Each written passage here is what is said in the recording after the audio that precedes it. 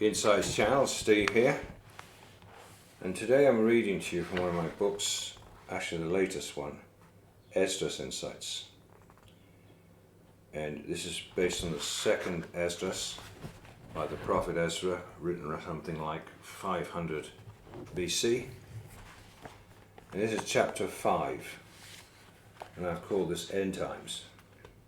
Some pretty strong verses in here about what it's like in the time of the end. It says some pretty strange things going on, so I'm going to read you some of these very powerful verses here. That's what I'll do, and then I'll go back and give some comments.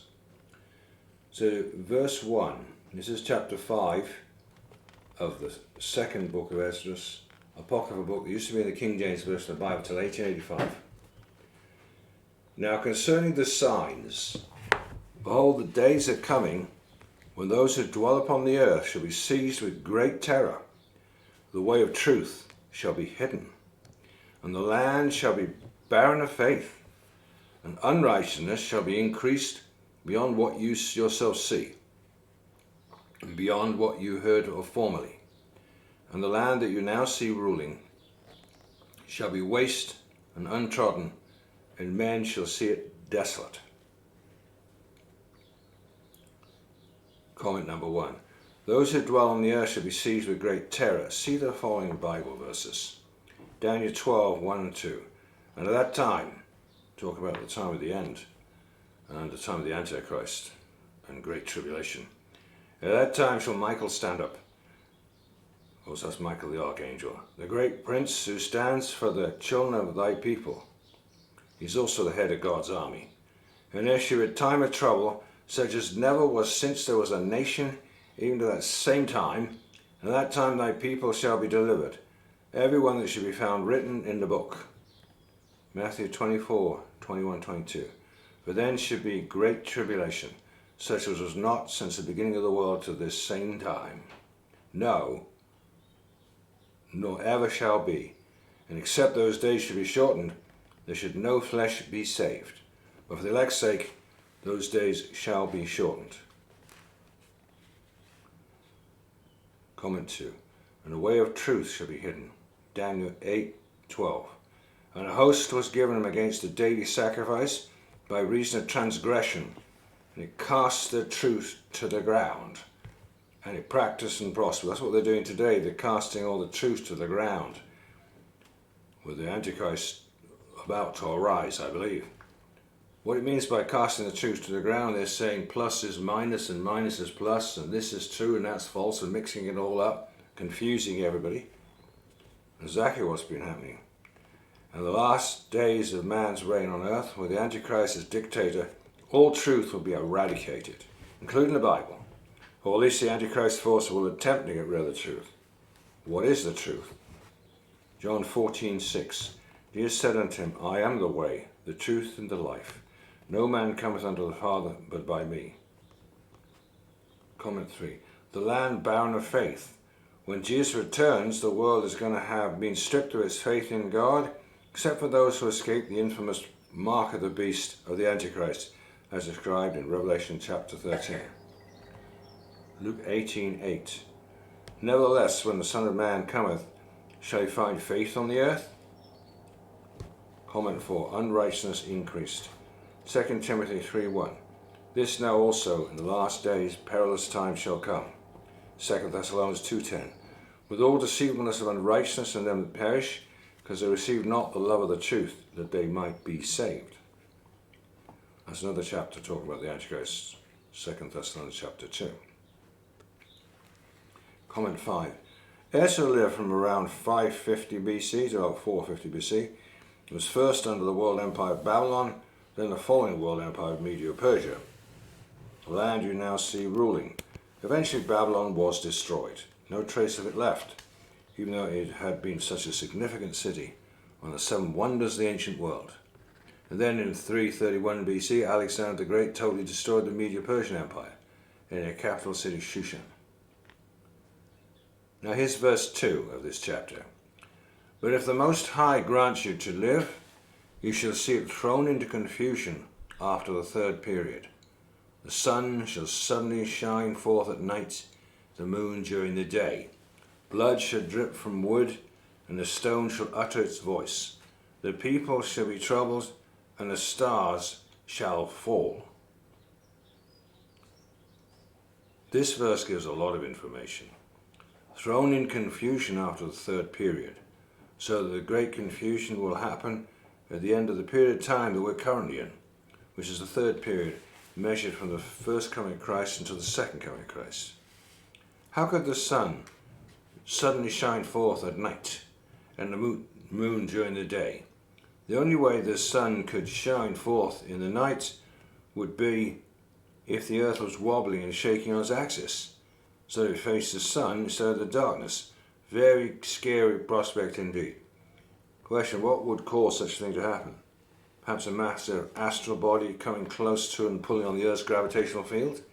This has long been suggested by many as Nibiru, the second sun, or binary star, which is said to only come around every 3,600 years. Blood shall drip from wood, and the stone shall utter its voice. How could that be possible? Well, imagine nuclear war. When the hydrogen bombs go up, they suck up millions of tons of debris from all the buildings of the cities, including the bodies of the people, and the resultant hailstones would be a mixture of blood, wood, and stone. Revelation 8:7. The first angel sounded, and there followed hail and fire mingled with blood. They were cast upon the earth, and the third part of the trees was burned up, and all green grass was burned up. Peoples shall be troubled. Luke 21:25. There shall be signs in the sun, the moon, and the stars, and upon the earth distress of nations, with perplexity, confusion, the sea and the waves roaring, and men's hearts failing them for fear, for looking after those things which are coming on the earth.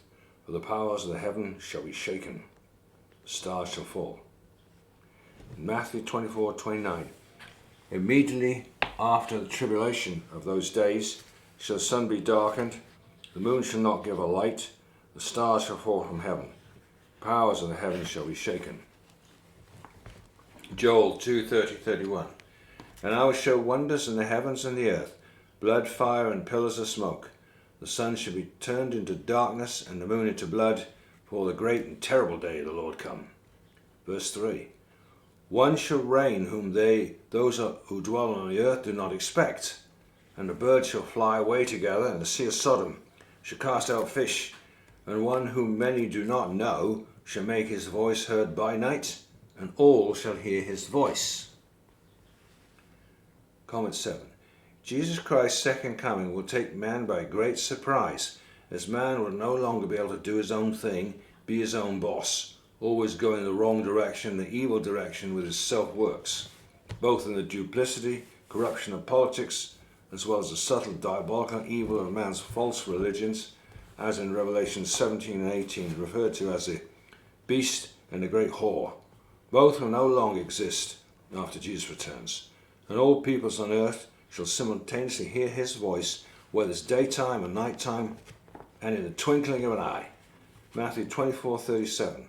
But as the days of Noah were, so shall also the coming of the Son of Man be. And then shall appear the sign of the Son of Man in heaven.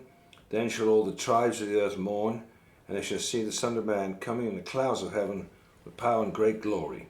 Revelation 1:7. Behold, he cometh with clouds, every eye shall see him, they also which pierced him. All kindreds of the earth shall wail because of him, even so amen. 1 Corinthians 15:52. In a moment, in the twinkling of an eye, the last trump. For the trumpet shall sound, and the dead shall be raised incorruptible, and we shall be changed. Comment 8. The birds shall fly away together. A good example of this in the movie The Day After Tomorrow, or before an impending disaster.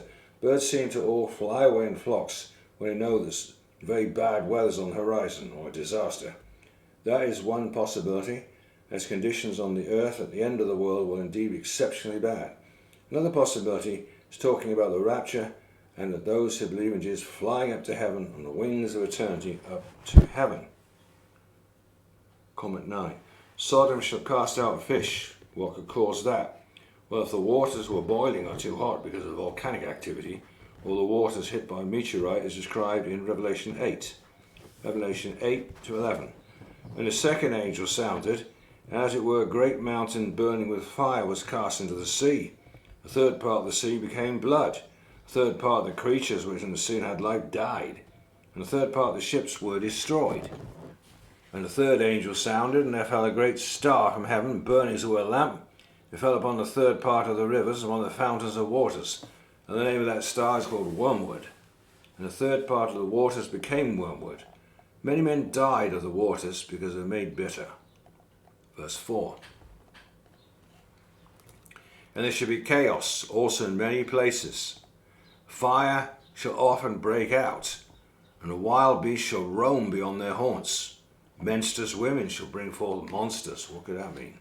And salt waters shall be found in the sweet. All friends shall conquer one another. Comment 10. This is quite the verse, showing the terrible conditions that will exist in the time of the end. Chaos also in many places. Chaos caused by what? This sounds like what will happen when the 7 trumpets of Revelation 8 and 9 sound. Fire shall often break out. Fire will be one of the results of the 7 trumpets. Revelation 8:7. The first angel sounded, and there followed hail, and fire mingled with blood, and they were cast upon the earth. Third part of trees were burned up, all green grasses burned up. Wild beasts shall roam beyond their haunts.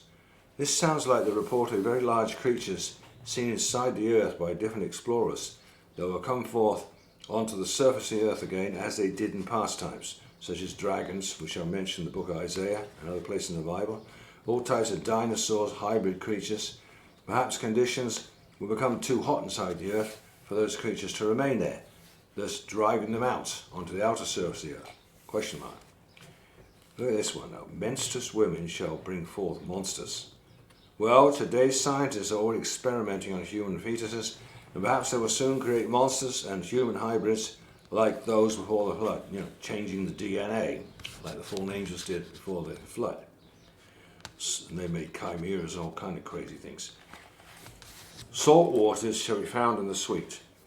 The only way that could happen is with very large earthquakes and resultant tidal waves where the fresh water and seawater become mixed. All friends shall conquer one another. Sounds like anarchy will be the state of the day in those days. Matthew 24:21. And then shall be great tribulation, such as was not since the beginning of the world, to this time, no, nor ever shall be. Verse 5. Then shall reason hide itself, wisdom shall withdraw into its chamber, and it shall be sought out by many, but shall not be found. Unrighteousness and restraint shall increase on the earth. And one country shall ask his neighbour, has righteousness, or any who desire right, passed through you? And he will answer no. Look at Enoch, chapter 62, 1-3. Wisdom found no place where she might dwell. That's right. The Holy Spirit is gentle, loving, tender-hearted, like you expect of a mother taking care of a baby. So she doesn't go where it's full of very wicked people and people who are cruel and hateful, like it's going to be on the planet. It's going to be lawless, like before the flood. That's what Jesus describes it as. Wow. Well, there's a lot more in this chapter that I think you'll find very interesting. I think this is a fantastic book, this one, Second Esdras, the Apocryphal Second Esdras. It's just absolutely full of stuff. But I'll just give you a taste of it today. So, again, thanks for listening.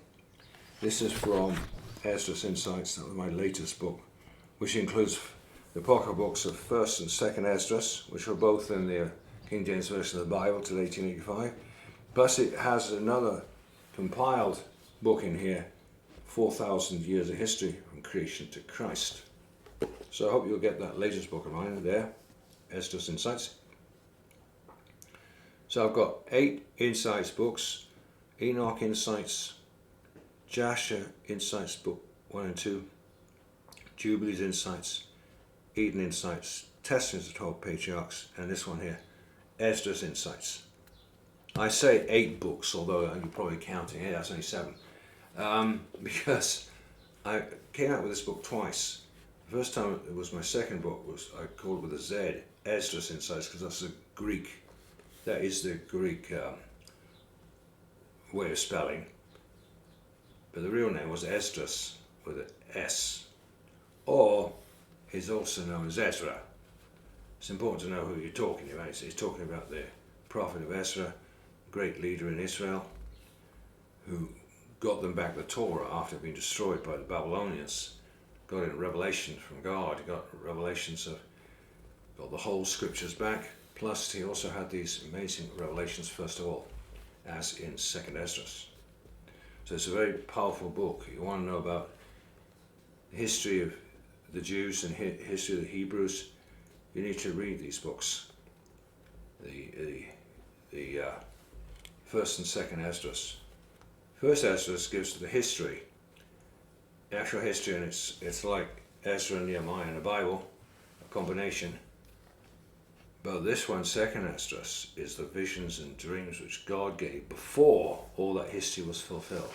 And you'll find if you read 1st, 2nd Esdras, and then you read 1st Esdras, you'll see how faithfully God did fulfill what he said to Ezra.